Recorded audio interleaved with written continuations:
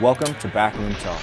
Great just to catch up with Austin and Megan and see them in person and see that they're doing so well. They always tell you, like, surround yourself with people better than you and, like, you're going to excel. And so, like, I really thought that would be the case. But I think, like, for me personally, there was already kind of a lack of confidence. And it was Anavar, right? It was just a pill. It was a decision, like, am I going to deny this or, like, just come clean with it? And it was really just, like, kind of a no-brainer. 'Cause it's like, I'm not going to lie. Yeah, and on a very, very serious note, I think it's worth noting that we did not plan on dressing alike today. To listen to more Backroom Talk, be sure to subscribe. Learn to design personalized programs with the OPEX system of coaching by heading to opexfit.com. Megan and Austin, guys, it's great to have you back in the building. Yeah, it's great Thanks to be for having back. us, yeah. Yeah. So how long have you guys been out and living the van life? 2 years this month. Yeah. Jeez, has it been that long? Yeah. Believe it or not. Yeah, it's been. I remember when you first said that, I thought you were kidding. I think you guys lived in the apartments like a couple miles away, and you're like, yeah, we're consolidating, we're buying a van, and we're just gonna live in there. I'm like, are you going anywhere? You're like, no, we're just gonna kind of hang out in the parking lot. I was like, all right, man, cool. Yeah, I mean, at that point, I think we were both like, we're camping like every weekend in Sedona. We were like living out of our Jeep basically, like two-door Jeep. She actually had like a hammock she would set up and like go diagonally at the top. Yeah. And I'd sleep underneath with the dogs. Like there's 4 of us, cooler, everything. And we were just like sick of packing it in and out all the time. So we're like, this is the life we want. Let's just do it, you know? And it makes it so much easier just carrying everything around with you. Was it like a financial thing where you guys are like, we want to save a bunch of money, or was it like we actually just want to live this life? Combo of both. Yeah, combo of both. Honestly, like just like bringing it down because like we weren't sure what we were going to do yet, you know, but you know, being in nature was definitely part of it. You know, we wanted to like be exploring more. So we did do it with the goal of like eventually being full-time, going wherever we want, whenever, which is like what we're doing now. So that was the goal, but then we also had like a really nice setup here, and we found it made our schedule super efficient to be able to like, yeah, you don't have to commute if you're sleeping where you're working and everything. So like that was awesome too. And like having that support kind of made it a little bit easier to settle in and like kind of like get through like some of the kinks of van life, I guess. And so then this year it's been like full-time van life and just like traveling anywhere. So it's been different. It'd be great to know from each of you a little bit about who Austin and Megan were prior to van life. Like, what were you guys doing? Obviously, like, we were coaching together. You guys were here on site at OPEX for a long while. But what were you guys doing leading up to the decision to get into the van? Yeah, so we're full-time functional fitness athletes, you know. That's why we moved here to begin with. We were coaching in Chicago at a big gym in the city, and then the sponsorship program opened up, and we got invited out. So we were full-time for a year here, which was amazing, you know. So we were really deep down that rabbit hole of competing, training. Training was life, you know. Everything. We were just living in the gym. Yeah, like we didn't know anything else, right? Which at the time was awesome. We loved it, you know, wouldn't take that back at all. But then I think we started to realize that there was more to life than just training, you know.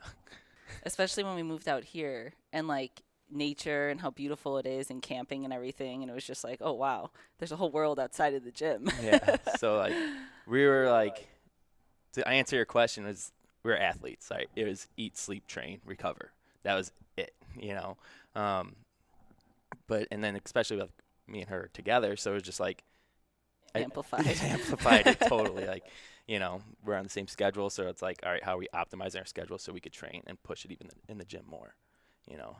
So when you guys were in Chicago, and because I know Mike coached you, Mike Lee. Did Mike Lee coach you when you were in Chicago, or were you kind of Todd floating? Neef actually Oh, did. Todd did. Okay, Yeah, awesome.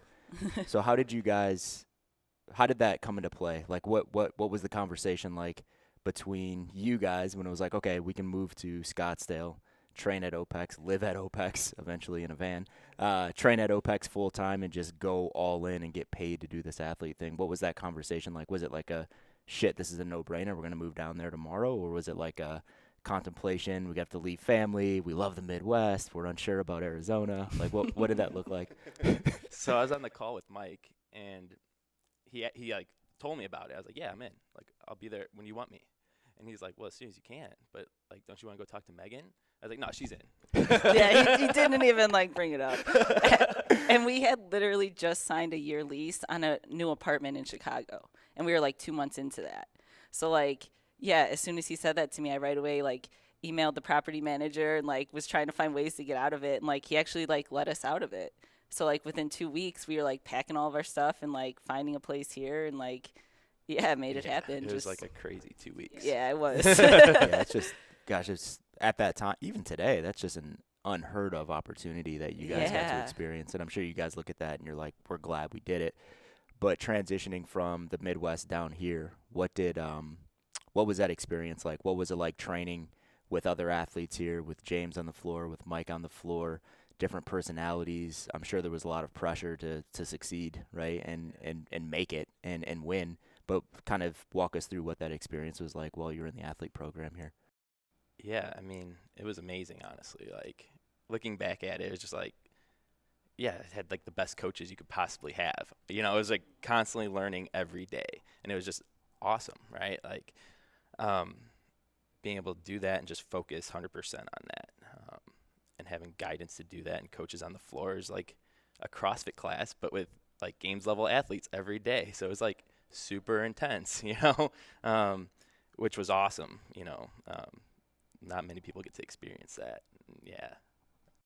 And you guys weren't just training. You have both stepped onto the competition floor and been, pretty successful in the sport. Can you explain like what level you guys did compete at?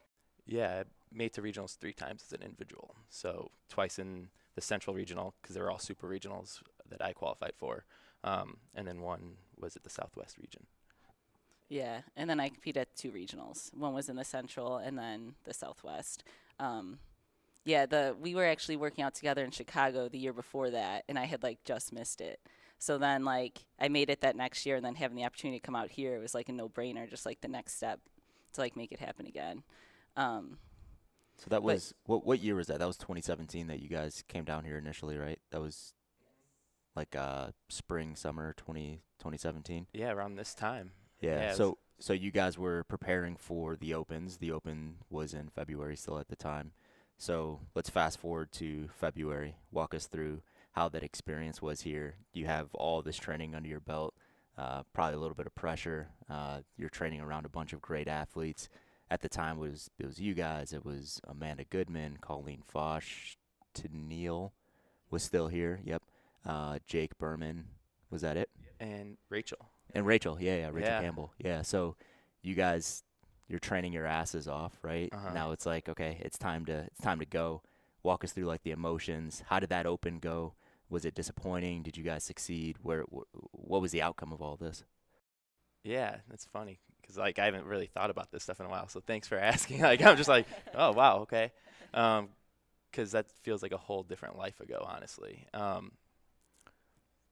remember there was like, yeah, I felt a lot of pressure, and I've been an athlete my whole life and have felt pressure, but that was different. It was like the first time I've truly gone all in, right? Like it was just like there was nothing else. You know, I think my identity got caught up in that too. You know, it was like, you know, I had to, right? Not that I want to, almost.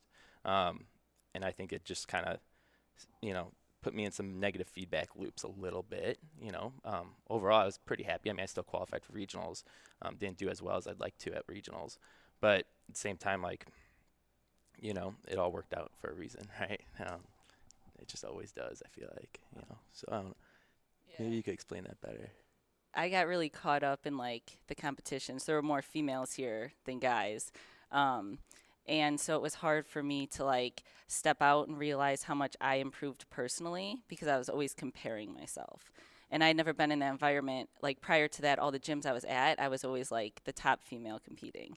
So I was used to like trying to stay ahead of everyone. And like when it would happen, that kind of actually helped me. So coming here, it was amazing because it like leveled me up, but I almost like he said, I got caught up in it. And so it didn't feel that way. And so I think there was like a little bit of self-sabotage going on there. Part of it too was like switching coaches. So one thing about me moving out here was that since Mike and James were going to be coaching me on the floor, I had to switch from Todd. And Todd and I had built a relationship over, I think it was 2.5 years. And so he had really prepared me for the 2017 regionals. So like I trusted in that. And I think here there was like more of a question. And when that was paired with like competing against these like amazing athletes, I just like kind of got caught up in it a little bit. But with that being said, like actually doing the open workouts here was a lot of fun. Like every workout, like as much as there was pressure, it was also like it really put you in that zone. And like some of the best moments were like James and Mike were like screaming at us to go faster and like everyone's cheering and like that was amazing. Yeah. So that was really cool too. Yeah. For sure. How can you not be pushing yourself with like James, Mike, Sam was on the floor, like, yeah, how can you not, So it was like definitely, all out, everything you had, but it was cool. And like thinking back on that too, like I know my training changed a lot too when I got here. I think Mike saw a lot of things, James saw a lot of things, and where it's just like, oh wow, like like yeah.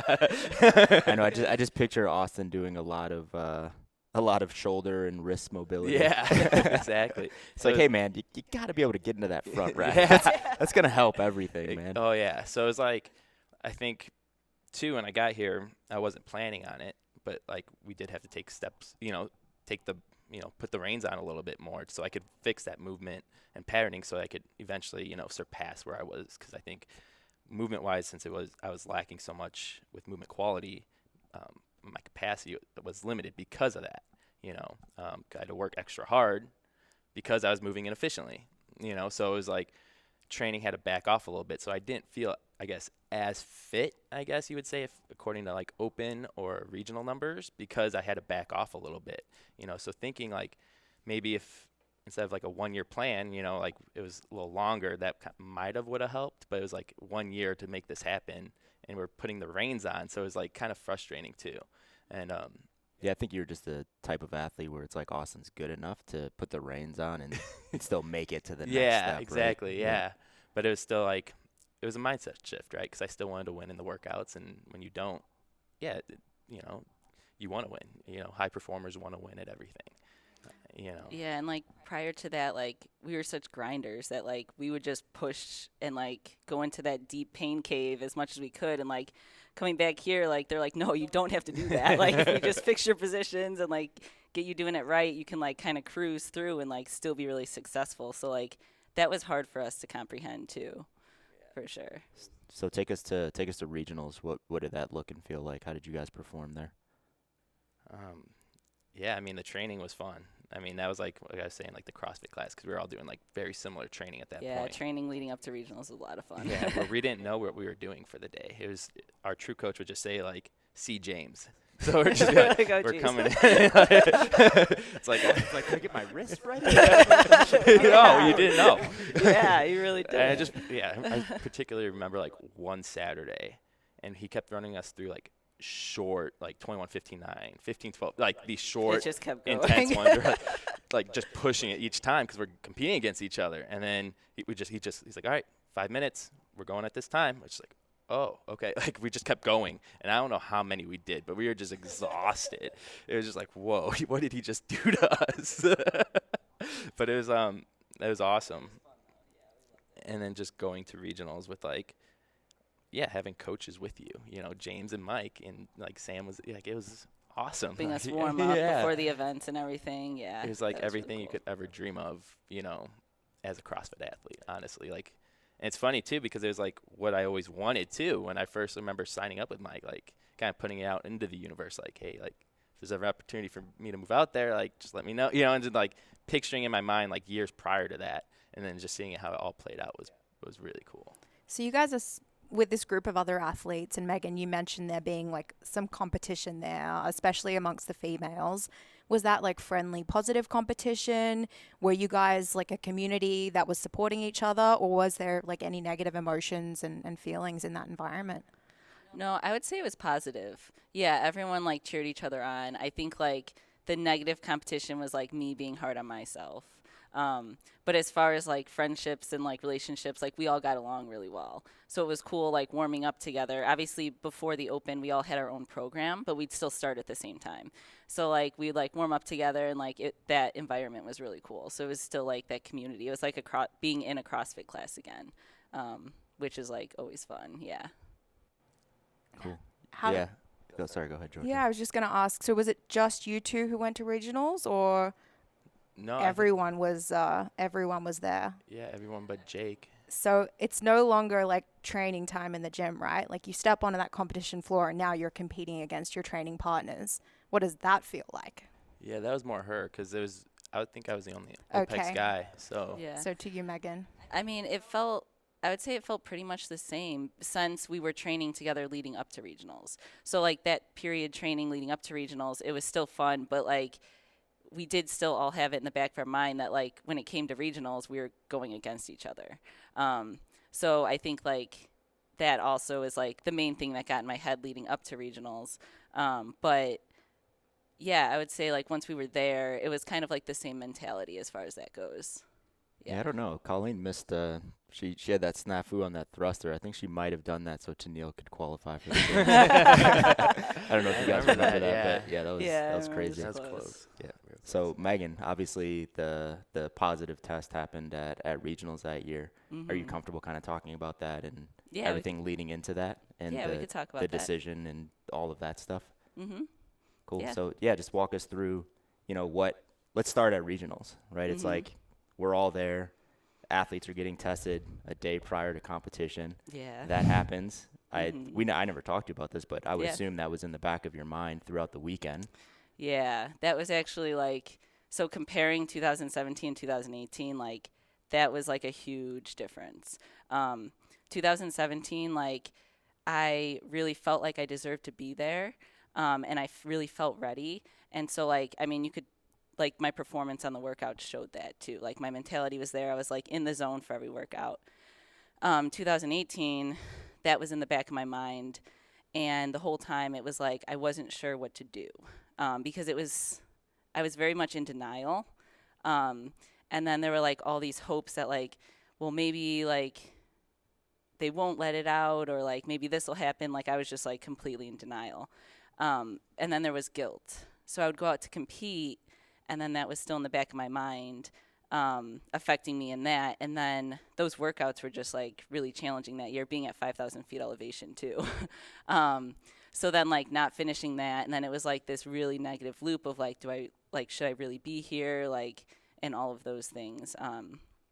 Even though like I did always work really hard. Like that's not one of those things that like you could just take and not put the work in. But at the same time, like should not have been doing that, like knowing I was going to compete. It's one thing if you're like taking that like just for fun and like you're doing your own thing, but like to actually like do that and then like go to compete against other people, like, not fair. So that definitely affected my performance there, and it was very stressful as far as that went. The whole weekend it was kind of like I wasn't sure, like, should I tell Mike? Should I tell James? Like, they actually didn't know. And so it's just like this kind of internal battle. And there were some workouts where, like, I would actually, like, almost push harder at certain points just because it was like, yeah, like, all of that. I don't know how to explain it. But, yeah, it was definitely challenging. Yeah. I remember because we were in Salt Lake, and I think me, James, and Mike were sitting like right behind your family. Your family was there, and they kept saying like, she seems off. Like she seems like she's not going like she normally would. So it looked like you were distracted, and I think we just looked at it as like, oh, she's probably just nervous. It's a big stage, right? And like you said, the workouts were really challenging. So I think we had like the 333 workout there that year, and like that just annihilated people. But what went into what did you take? When did you take it? And why did you take it inside of your own head? Like how did you convince yourself to make that decision? It was more that I had a friend like suggest it, and I like did research, and it was like I honestly like use my lupus as like an excuse. Like it was kind of like I have to live with this. It sets me back, and like this is just gonna like even out the playing field. And then it was one of those things like, I mean, we take supplements. So like I have a pill box, so I just kind of put it in there. So it wasn't like every day I was like consciously taking it, but like every 2 weeks I would like fill it and like know I was doing that. Yep. As And far it was as and it was Anavar, right? So it was just Yeah. it was just a pill. yeah, So you yeah. weren't like injecting yourself Right, with no. testosterone or anything like that. But when the test results came back, it like wasn't pure. So like I am actually really grateful that I got caught, because like that really brought to my awareness how dangerous that was. Because in my mind, like I researched side effects and stuff, and being on medication at a really young age, like at one point I was on a light chemo medicine. So when I looked at the side effects of the Anavar, it was kind of like it didn't seem that bad. So like that didn't scare me. As far as like getting my labs done, I don't think I got my labs done like while I was on that at any point, but I never felt worse. It actually like made me feel like I had more energy. And I did feel like I was recovering faster. So it was one of those things that was just like in my head, it was like, well, this is like leveling out the playing field, because I do work really hard, you know? And those are just like reasons I justified it. Like, not that that's okay, but I justified it in that way for sure. And I think part of that was before the Open. I mean, the Open I just barely qualified for. And so like that kind of got in my head too. And so, yeah, it was just like a decision that like was not a good one. You know, I had like someone else tell me like, you know, if you just do this, it'll level it out. And like, I know you'll be able to make it and do awesome. And so it's just kind of in my head in that way. And I never told Austin either, to be honest. So that was something like he never really was able to like, hey, are you sure you should be doing this? You know, like, so then that was also something in the back of my mind after being tested, because like he knew I got tested, but he didn't know I was on that, but he knew something was wrong. And so like I did end up like having to tell him at some point that weekend, because he could just tell something was off. And then I felt guilty about that because I knew that that affected him too. So yeah, it was just like a really bad decision. I just like really got wrapped in that. And so it's interesting because like they always tell you like surround yourself with people better than you and like you're going to excel. And so like I really thought that that would be the case. But I think like for me personally, there was already kind of a lack of confidence. And so like being the top person at my gym actually like brought me up more than being like the lowest trying to like chase everyone down. Yeah. Yeah. Yeah, I think So- a lot of people don't realize getting inside of the minds of an athlete, it's like you're so one track focused, right? It's like I need to win, I need to win, I need to win, right? Especially when there's something on the line. And I'm just saying this to say it. I'm not giving you an excuse or anything like that, but I think your situation might have been a little bit different than other people's situation. OPEX was paying you money to do fitness. You wanted to win, you wanted to succeed. You saw people around you that you thought were better than you, and you're like, I'm competing against these people, I need to beat them. Plus it's like I have lupus, right? So it's like, you know, am I already a little bit behind the 8 ball? And I'm not saying those were the right decisions, but it's really easy to talk yourself into putting that pill in your supplement box and just roll with that every single day. You know, because back in my football days, probably 20 to 25% of guys I played with were taking stuff like that, right? And usually it was Anavar because it was an innocent it was an innocent thing, right? It was like, oh, okay, I don't have to stick myself in the butt, and you know, I don't have to take all of these estrogen balancers, and I don't have to do this and that. And there's like, yeah, just put it in my mouth, swallow it, and I recover better, and I get stronger, and I look better, right? So I see it, right? I see it. I think it's easy to judge when you're reading CrossFit.com and you're like, oh, this asshole's tested positive. They're cheaters. So you said leveling the playing field. We have to be realistic. There's a lot of fucking athletes that take that stuff, not just Anavar, but, other performance enhancing drugs. And we have to be honest in that a small percentage get popped and test positive.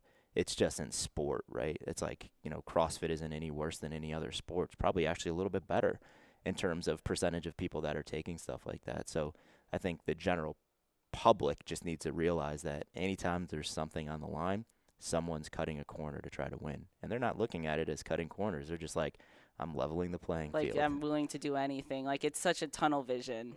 And that's like what he was saying. Like, when we moved out here, it wasn't even a decision because, like, you have such tunnel vision that like you really stop thinking about anything else, you know. So yeah, and at the time like they would only test top 5, so like I knew I wasn't gonna hit, like I wasn't taking it to hit top 5, like I like knew I wasn't at that point yet, and so like yeah, I just didn't think. I thought it was more harmless than anything, but not thinking of how that does still shift the leaderboard, you know. You mentioned some So- feelings of guilt that started coming out on the competition floor, knowing that you were probably going to get caught after being tested. Did you have any of those feelings of guilt prior to that, before you knew that the information might come out? Like before I got tested? Yeah.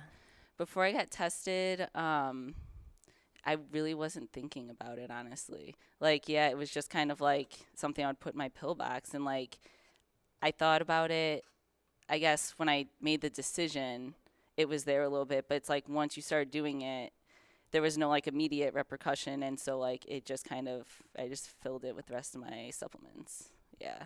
So like, to be honest, and like, since I was coming in here every day and still not winning the workouts, like maybe if I was like winning and like beating other people, that could have been different. Whereas like, but I still wasn't. So then I kind of didn't really think about it. Yeah. And then how was the news released, the positive test, and what did that experience feel like?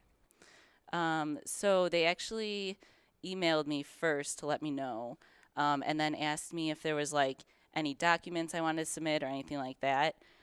At the time, I was also taking Vyvanse, which was prescribed to me, but I honestly like didn't see any point in like showing proof of that because I knew that the Anavar like wasn't. And so when that came out, it was just like, yeah, I did it. I messed up. Like that is what it is. And then they just told me that like it would be released soon. So like I had no idea like when they were actually going to post it publicly. And I think it was one night we were actually like, yeah, I remember it. We were on a walk and somebody texted me, and then I was like, oh, okay, here we go. Like, and I actually prior to that had like a statement, like I spent a lot of time like writing that, cause like it was a decision like, am I going to deny this or like just come clean with it? And it was really just like kind of a no-brainer. Cause it's like, I'm not going to lie, right? And I didn't know how people were going to react. And just like the support, like not support in that it was okay that I did it, but the support in that I actually was honest about it was actually like, that helped so much. It was like a game changer. And obviously you have the people that were still kind of like hating on that and all of it, all of that. But overall it was like really enlightening, I guess. Just like, yeah, there's no need to kind of like hide this stuff. Just be really honest and open about it. And that's like really how you grow as a person. What sucked was that they released the first list, and then the people who tried to fight it, like they waited. And then once those people like didn't get approved, they released the list again. So then I was like, okay, here we go again. Like, Well, at least you didn't say it came through like a male's ejaculation, like someone else said. yeah. That's a true story. There Yeah. was some, I forgot who said that, but it yeah, was like, somebody said yeah, that. we won't even say it. Yeah. I was just like, yeah, reading some of like what the other people, it was just like, come on guys, just like Like admit it's like, it. yeah, I Like, fucking did it. Okay? I mean, and like, who's going to argue that? Like, no one's going to like there were some people, but for the most part, everyone's like, all right, yeah, she admitted it. And like, honestly, what I had to go through after that, because my whole life was surrounding CrossFit. So like, it literally like dissolved my whole identity, my whole ego. That was actually a summer that we started going to Sedona like every weekend, because I just like needed to get away. I wasn't training here anymore, so I was like on my own, and like that was even weird because like prior I would always use workouts as a way to get through things, and now like the thing I used to get through things, like I was still doing that, but it wasn't the same. Because that purpose wasn't there. So it's actually been like a long journey, like kind of finding that again. And even now, sometimes it's hard like to not be attached to like getting better in fitness when it's like, yes, you want to get like, yeah, I want to get better, but it's also like, I want it to be functional for what I want to do in everyday life, and kind of just like realizing there's more to life than that. So that's actually been a long journey over the past, I think it's been 3 years, 2 years. 2 years, yeah. Feels I don't like think 3. it gets any more functional than Austin and Megan. They're fairly functional human beings. Yeah. Working on it. Just last question on that. Because we had another athlete that tested positive with you, Rachel did. So how did that affect or not how you responded? Did you guys know that you guys were both taking it? Because there was a lot of PR stuff on our end where we're like, yeah, this doesn't look good. It looks like we're feeding our athletes Anavar, right? I know. And I felt like horrible about that yeah, too. It blew over fairly quickly on our end, a lot quicker than it did on your end. But was there any conversations between you and Rachel? And I wish Rachel was here so we could have the conversation with her. But anything, or is it like, oh yeah, happenstance, me too? Yeah, no. So when I was taking it, I didn't tell anyone. So like no one knew besides that one friend who like suggested it. And so like after the fact, Rachel and I did talk, but then like she told me her reasoning, you know. So we haven't really like talked much after that. Yeah. So awesome. Thanks for sharing that. I know that's a tough conversation, but yeah, no, yeah, it's good. It actually like helps to talk about it because it's like, yeah, it's something that happened, and like I have to own that, and like I am grateful it happened because it's definitely made me grow as a person and realize there's more in that. Like I got what I needed to out of CrossFit, and I think that was me just like pushing it further than I should have. And so like that was really the only thing that was going to stop me from like continuing on and pushing it, you know. So things are a lot more balanced in my life now, which is great. Yeah. Austin, how did that whole thing affect you or not? Yeah, I mean, I had like she said, I had no idea. And then, we're at registration, and they took her back, and I thought they were just maybe interviewing her for lupus because they've done that at, like, Granite Games and stuff like that. Like, yeah, because it's crazy she could do what she does with lupus. But then she was back there for a while, and I was like, whoa, like, it was like an hour and a half at least longer. It was hard for me to, like, go because I just knew. Yeah. And, like, yeah, then I finally saw her, and you could tell she was just, like, a wreck, right? I was like, what's going on? Like, you know, and like we couldn't talk because I think we were in briefing. She was like kind of distant, but I knew something was up. And like, I was just like thinking like, oh, if she got drug tested, like I knew she was taking Vyvanse, which is technically illegal, but like, yeah, she's prescribed by a doctor. So I was like, yeah, she should have probably put her paperwork in early, but I was like, maybe she could definitely still fight that, right? Like has legitimate reason. But then like, yeah, we got back to the Airbnb and she like told me, I was just like kind of shook, like, whoa. Because you think you know someone, right? Like, we're living together, you know, like, yeah, it hurt me deep down inside a lot. But, like, yeah, you forgive, you know, like, I saw where she was coming from. Like, we were deep down that rabbit hole together, and, like, I saw what she was going through that whole time, and it was just like, okay, like, I still love her, you know, like, she owned it. Like, she did exactly, like, yeah, I respect her for what she did, and, like, owning it, you know, and, like, she's talking about it now, and it just, like, yeah, it just reminds me of how much I love her as a person. Awesome. Yeah, it's part of the story, right? Yeah. Yeah. So, like I said, we wouldn't be here without that, too, you know, because that was, like, a big shift for me, too, because, yeah, like, made me reevaluate everything. Like, it was, like, a couple days after regionals, actually, and, like, yeah, I had my first panic attack I've ever had in my life. Like, I think it was just, like, culmination of that. Yeah, like, regionals, like, you know, that was done, like, not knowing what the next step was, and then it was just like, yeah, I just kind of had like a little episode, and like my life kind of flashed before my eyes, and I got, you know, it's kind of like, what am I doing? You know, like I want to go a different direction now. And 3 months later, we're moving into a van. I have dreadlocks. You know? And, so like, yeah, he did bring up like moving into a van prior to that, and I was like, no, it's gonna affect my training, it's gonna affect my sleep, it's gonna affect my eating. So then like, yeah, he suggested like a couple weeks later, he's like, so you want to move into a van? Megan's like, I have a couple of years where I have nothing to do with this sport. But let's do it. It's a great time. Yeah. But the van thing was like something I've been wanting to do since I was like 12, 13 years old. So it's just like, all right, now's the time. Like, it was like one of those things, right? Like, you just put it in your back of your mind, like, there's going to be a time in my life I'm going to do this. And then it was like, this is the time, right? They say, like, you just know. And I just knew, right? Like, it was just like, this happened. She wasn't going to be competing. Like, if she wasn't going to be doing that, like, I still wanted her in my life. And it was like, yeah, I could still compete, and she'd support me, and I knew that. But it was more like, yeah, I got the lessons I needed to out of fitness, like competing in fitness. And it was just like, all right, next chapter. Let's kind of go explore some other things. So with van life, you guys also started your own company. So kind of take us through that and what you guys do, how many clients you have, that whole deal. Like, what are you guys doing? Yeah. So first I worked for OPEX North Scottsdale for 6 to 8 months maybe. Like we stayed put here for a while. It was awesome. Got to learn a lot from the other coaches. Just being in this atmosphere from an athlete, then going to a coach, it was just like learning a lot. I was just like trying to absorb everything as much as I could. But yeah, like she said earlier, that the goal was to eventually like be on our own doing van life, like just kind of going with the flow. And it was like at a point where it's like I kind of knew. I was like, all right, like I think it's time, And she was all for it and very supportive. Everyone was, and yeah, we started our coaching company about April of last year. So it's been 15, 16 months maybe. Still very new. Yeah, still very new. Yeah. Still learning a lot, But that too, like, it's been evolving quite a bit over that year and a half. We're getting more and more clarity, right? I think that first year of owning a business, it was like, it was a lot, like being an entrepreneur, living in a van, living together in a van, owning the business together in a van. Yeah. It's a lot. And you guys have a couple dogs. Then. Yeah. That So too. it's been a challenge, but a fun challenge. And yeah, our coaching. Perfect time to throw this in.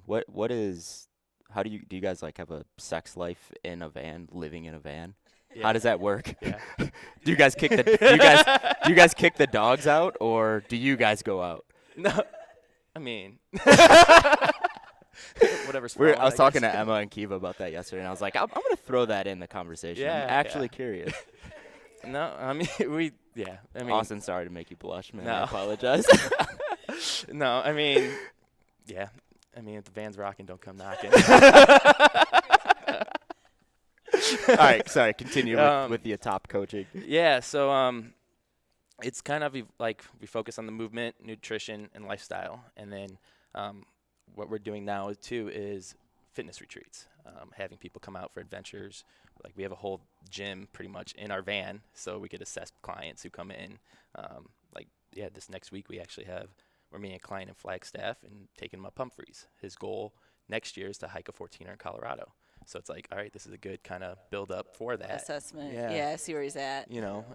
As we dial other things in. So like, we're in the works of getting like a new website up. So like our, the adventures and retreats will be on there too. We're still working that out too, but it's been a lot of learning, as far as clients, I had a decent amount, like 30 to 40 at one time, and then realized that's not what I wanted, and have cut back. I think right now I have 16 clients, and that just seems to be roughly the sweet spot for me. As we get into we just meet amazing people on the road, right? And just like I'm realizing too that, that's my thing, right? Just meeting people, and that's how I get my clients, is just by meeting and creating conversation with people. And we're high performers, and we tend to attract other high performers. Like we just spent a couple of weeks with a bunch of people who own startups and venture capitalists and stuff like that. And so those are the people we really like helping, because they're out there doing some great work for the world and humanity. And if we could help them optimize their health and fitness, that's just going to bring everyone up, and that's what excites us. Yeah, because that's when you're so far into that, whatever their profession is, they don't have the time to research the health and fitness and all that. So it's we'll help you manage that and support you in what you're doing as well. So at first it was kind of trying to get clients, and I was running all the business stuff. And this year it kind of evolved to where it was I started missing coaching again. So I started taking on clients. And then we realized we wanted more of the quality over quantity. So we could actually deliver the best service possible to those clients, and we put a lot of energy into it. So we've kind of been going that route instead. So it's been shifting. Yeah, it's a crowded space, man, in remote coaching. But it seems like you guys have etched your niche, right? It's you guys just talk through this is how we do, this is who we want to attract.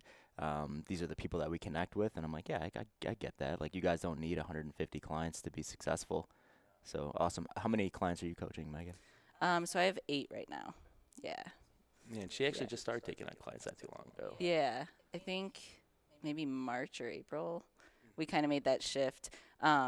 Because I was coaching at a CrossFit gym around here. So like when we started the company, I was like, I'll handle all the business stuff. So like the QuickBooks, like the LLC and all of that. And like, it was fun. Yeah.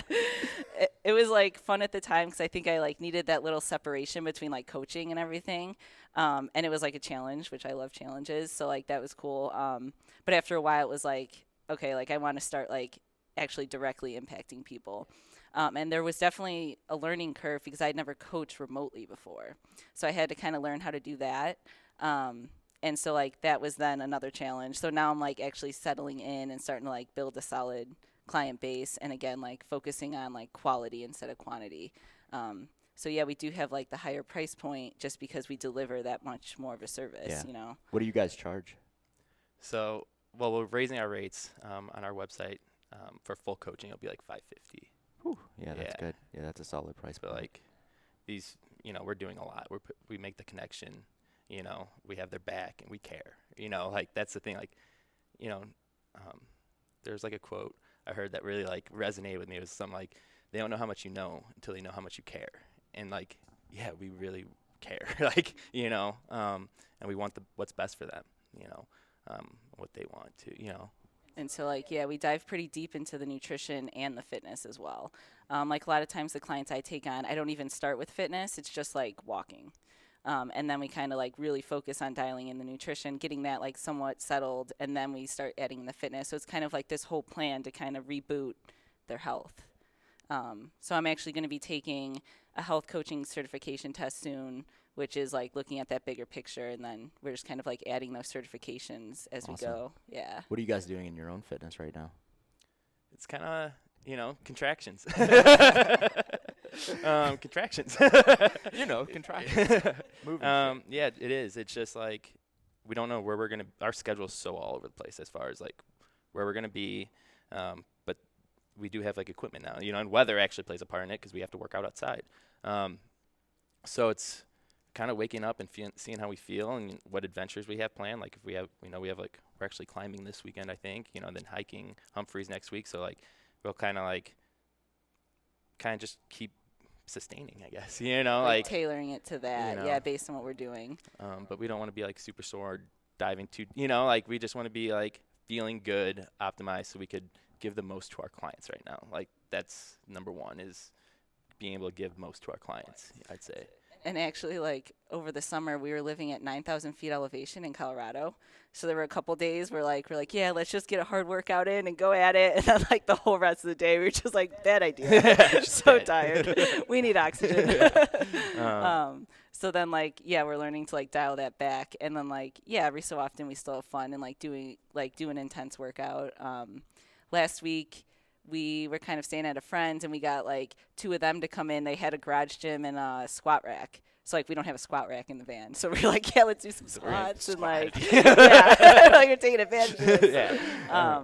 So like that was cool because then we had like friends to work out with too, you know. Yeah, we have some actually tomorrow, Friday and Saturday, we're meeting friends in the park, and we're gonna go work out with them. You know, like that's like, you know, I think that's something we realized too. The last 2 weeks we were in LA, where I have a lot of friends, and like they just wanted to work out with me, you know, like it was like, yes, let's do it, you know. So it was like awesome too, because like, yeah, I think being a remote coach, you forget how much impact you could have on someone through your workouts, you know, and then doing it in person, it just takes it to another, you know, it's that immediate feedback as a coach. Whereas like I'm gonna be doing, like, that's why this week I was like, I'm in AZ, guys, like let's get together, let's get a lift in, you know, let's do it. And yeah, now it's planned out. Now I'm super excited. They're excited. You know, everyone benefits, right? And I get to coach, right? Like, and they'll get benefit from my coaching, and everyone wins, right? We're all gonna hit a training session at some point before you guys. Yeah, we should. Yeah, let's do it. Yeah. I saw your garage gym looks sweet. Yeah, man, come on over. Yeah, yeah. Let's do it.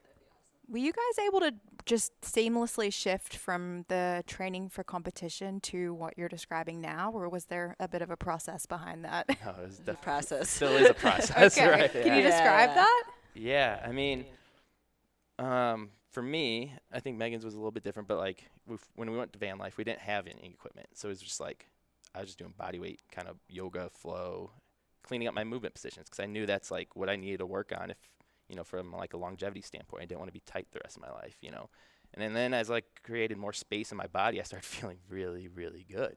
So like, you know, I think that was awesome for me to like just step away from the weights itself and focus on like, you know, breath work, meditation, you know, just calming down and slowing down and, you know, doing that whole thing. And now it's like, now that I got the weights and tying the two together, it feels really good. You know, like, man, I wish I would have worked on that stuff before. Yeah, we should have done like 2 years of this yoga before. Yeah, just cleaning up body positions and stuff like that. And the meditation breath work helps a lot too. And then, like, yeah, now I guess it still is hard. You know, sometimes, yeah, like I could catch myself comparing myself to my old numbers. You know, it's like, but that's not the goal right now. Will you guys ever compete in anything else, even if it's not CrossFit or functional fitness?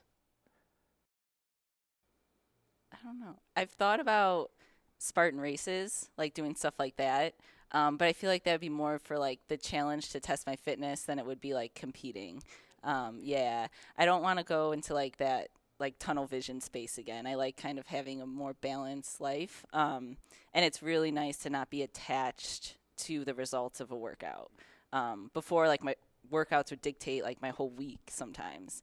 Whereas now it's like, yeah, I'm like learning how to detach from that and then still be able to push myself. And it's actually funny because the more I detach, like I'm actually not that far off. Like some of my lifts are like almost close to where they were here.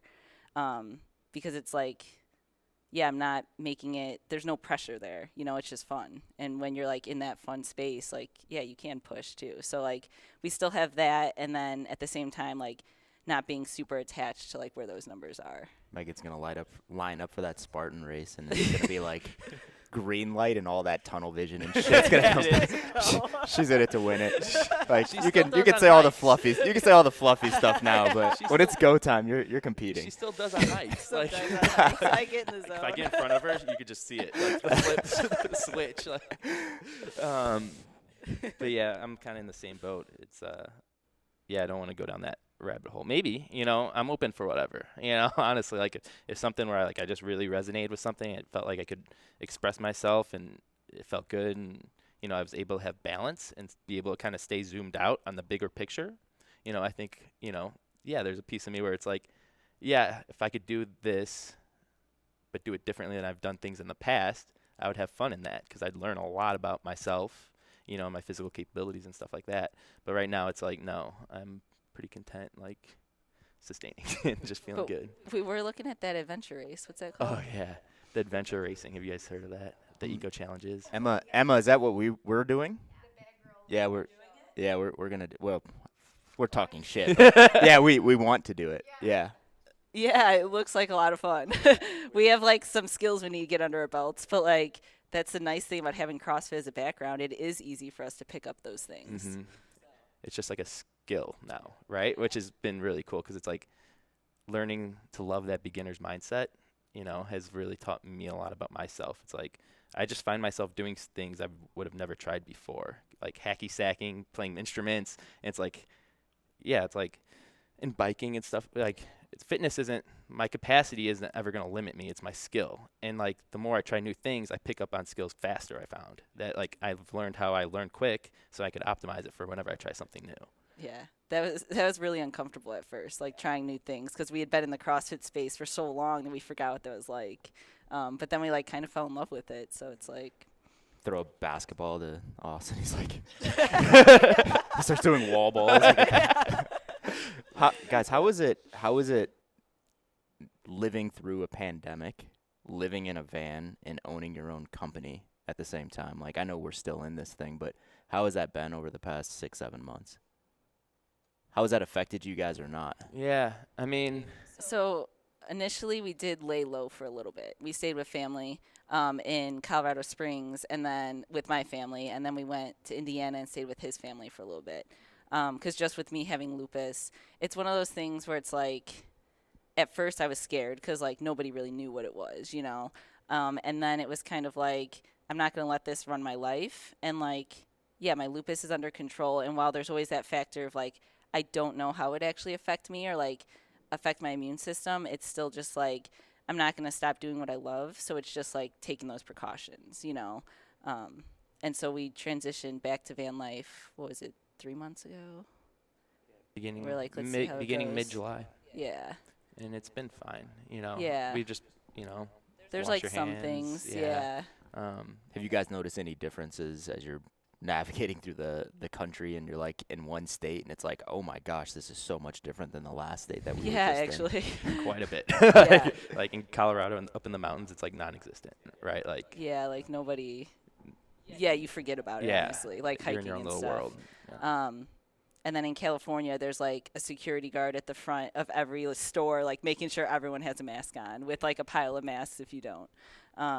So yeah, that's interesting. We're just. Yeah, even here, and like grocery stores are different. Like it's even like going to Colorado, California, here, Utah, it's all different, you know? And so it's like stuff that's stocked. And like I feel like the grocery stores here are actually more empty than we've seen in other states. Yeah. Yeah, it's been a little weird here. We were like super liberal at first, and it's like, yeah, we'll be okay. And then we went through this like It's like we're heightened not state of okay. awareness, like everyone stay in your fucking houses. We don't know what's happening. Yeah, it's been weird. yeah. Yeah. But as far as business-wise, I mean, I feel like it's just kind of everyone's going remote now, right? But we were kind of already have those systems down already, which has been nice. And like some people like just don't feel comfortable going back to a gym, you know, and we'll, you know, it's personalized Do the fitness, home you know, workouts, so yeah. we'll make do with what you got, you know. So I feel like it's just kind of evened out a little bit. What did you say? Yeah. Like it really didn't 'Cause change much. Initially, we did have a couple clients that like they couldn't afford to pay for a couple months because they were like working at gyms or like their job, you know, got put on hold. And like we honestly still worked with them anyway because like we had been working with them for so long. It's like, yeah, it's a hard time for everyone.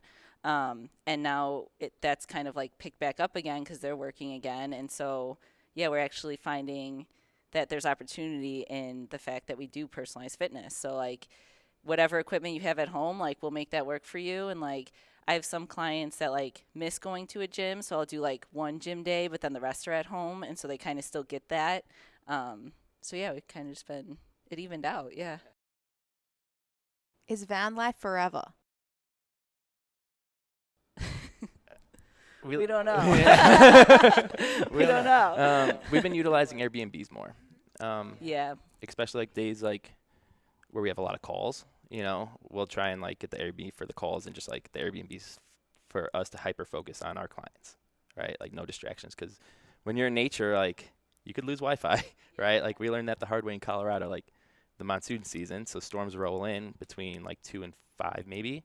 So like internet service just goes out. So it's like yeah, you have like perfect connection all the way until like 2, and then it just like the clouds start rolling in. It's just gone. Yeah, so it's like stuff like that you don't realize like Yeah. happens when you're just like out there, you know, in the middle of nowhere.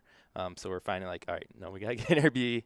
You know, it just helps relieve a lot of stress because, yeah, van life is very stressful. It is. It's like a different life. It's simple, but it's hard, right? So like we're doing a better job of mitigating those stresses rather than trying to fight through them like we were at first. Like it was like, no, we'll make this work no matter what.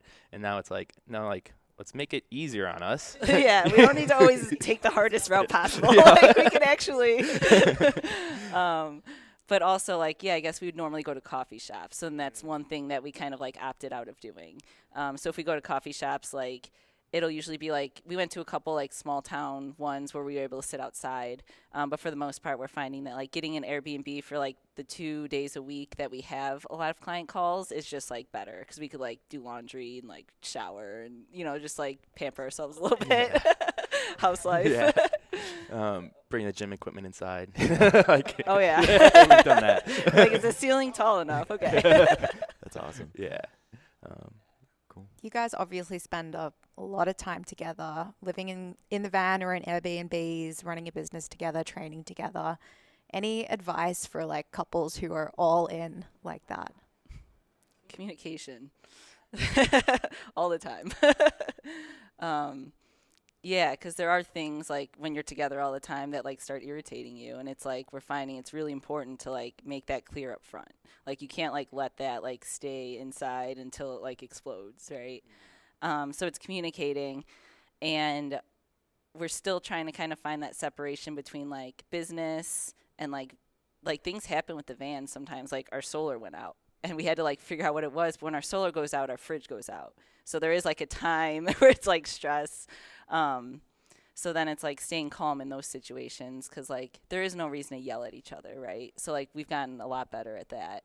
And just like being willing to accept the fact that there's going to be challenges as far as that goes, and that as long as we communicate, like we can kind of make it through that.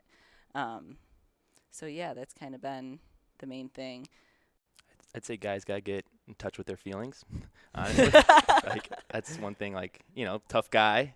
You know, especially living in gym my whole life. You know, manly. You know, I don't got feelings. You know, that's one thing that's helped me a lot. Just like getting in touch with my feelings and expressing those feelings to her. You know, and then yeah, there's no. It kind of that helps break down a lot of walls right there. You know, if you're just open, like she said, communicate those feelings. Like, you know, whether it's sad, angry, maybe you're just stressed. It's like, if I'm stressed, I have to tell her, like, hey, today I'm at, like, a very, you know, my cup is overfilling today, you know, and she knows that right away. So it's like, all right, like, we're a team. You know, that's the big thing, too. It's a teamwork here. It's not a one-man show, one-woman show. We have to work together to make this work, you know, everything. Which actually has been a challenge for us, like, up front, because we were individual athletes. So, like, that was, like, all you. And we support each other, but we were still separate. So now, like, we've had to learn to, like, work together more. But yeah, like he said, like communicating when we're stressed. So that way, like if it is a situation where like maybe he like snaps on me or I snap on him, it's like we know that that's not like a personal thing. And then we can usually like catch each other and like calm each other down and like kind of be there for each other in that way. Yeah. Noted. All of those things noted. Yeah. Thank you. Yeah. Will you guys ever go to RV life from van life? I'm just thinking about maybe putting a shower in there, maybe, maybe a little table. We do have a portable shower.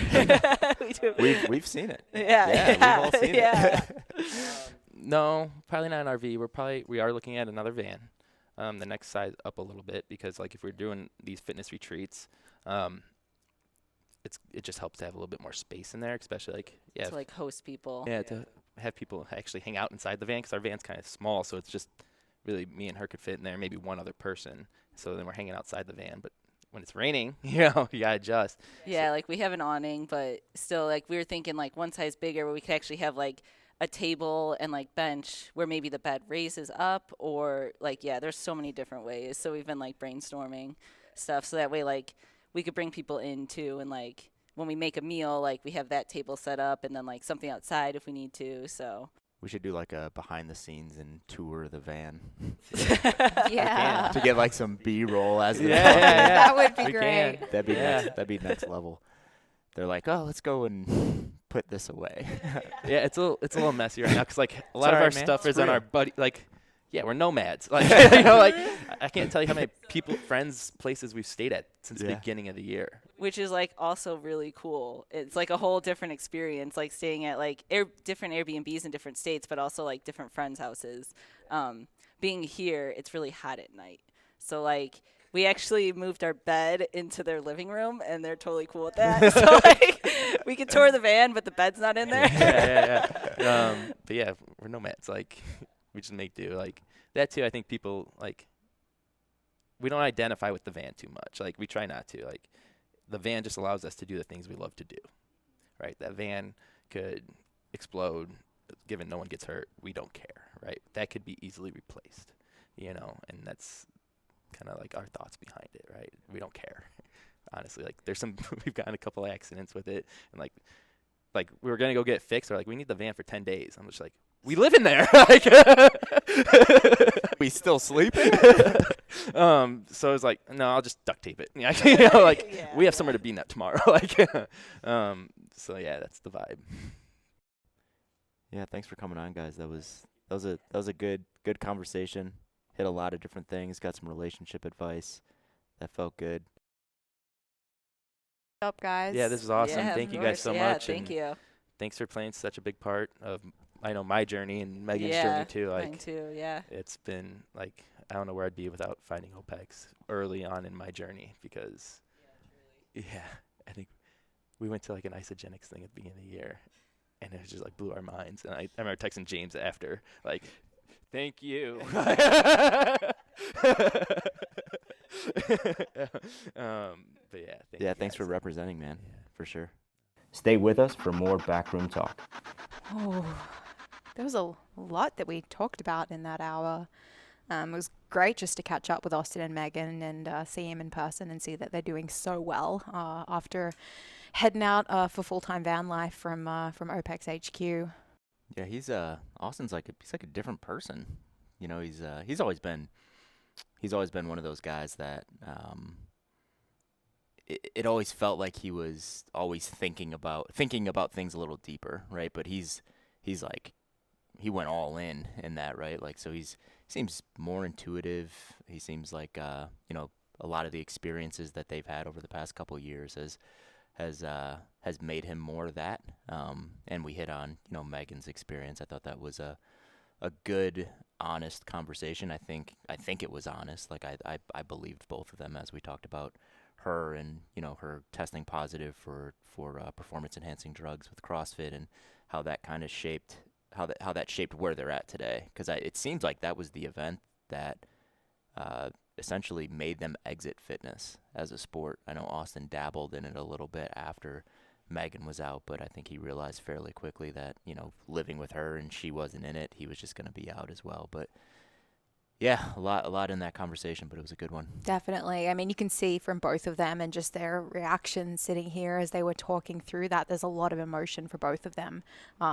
Tied to that series of events and what happened from it and the way it affected their relationship and the strain that it must have put on during that period of time. You could definitely feel that like radiate off both of them. So really awesome that they spoke honestly about that. And it was cool just to hear a little bit from Austin and from Megan.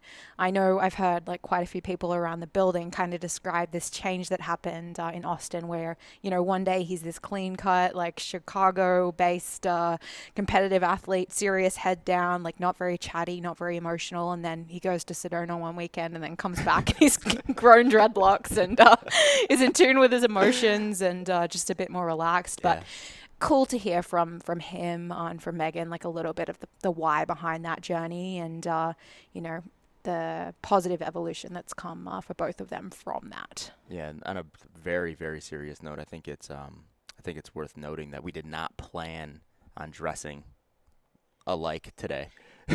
We came in and I was like, Georgie, wearing the same shoes. We're both wearing pants, the same color shirt. I'm representing Big Dogs. You're representing OPEX. But yeah, this was not planned. So embarrassing. Awesome. Yeah, I hope you guys enjoy the episode.